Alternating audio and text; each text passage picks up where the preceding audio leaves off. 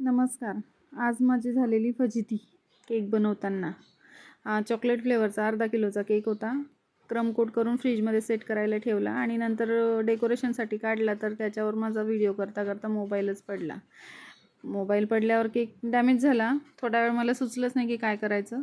मग माझ्याकडे थोडं चॉकलेट बेस होता. मी तो चॉकलेट बेस त्याच्यात टाकला, थोडं क्रीम लावलं, परत एकदा फिनिशिंग केली आणि परत 10 मिनटं फ्रीजमध्ये ठेवून मग नंतर तो लाईट पर्पल कलरमध्ये कवर करायचा होता. मग मी परत त्याला बाहेर काढून फिनिशिंग केली लाईट पर्पल कलरने आणि त्याच कलरने फ्लावर्स काढायची होती, पण तिथेही माझं थोडीशी गडबडच झाली. क्रीममध्ये जसं मी कलर टाकला तशी ती क्रीम थोडी सैल झाली. ते फ्लावर थोडे अजून सुंदर पाहिजे होते, पण थोडे फ्लावर काढताना क्रीम लूज असल्यामुळे ती थोडेसे फ्लावर असे पाहिजे त्या प्रकारे असे उमटून नाही आले.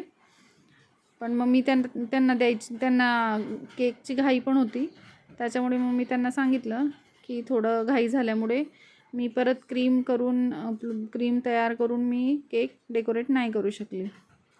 मग ते कस्टमर पण काय म्हटले नाही. त्या ताई नेहमीच माझ्याकडनं केक घेता, पण मी अशा प्रकारे माझा केक तयार केला. म्हणजे आपण जरी चुकलो ना तरी घाबरायचं नाही. 5 मिनटं 10 मिनटं थांबून थोडं पेशन्सने विचार करायचा. मग त्यातूनच आपल्याला काहीतरी आयडिया सुचते आणि बिघडलेली गोष्ट किंवा बिघडलेला केकसुद्धा आपण दुरुस्त करू शकतो. हे माझ्यासोबत झालेलं 2-3 वेळेचं कोइन्सिडंट आहे.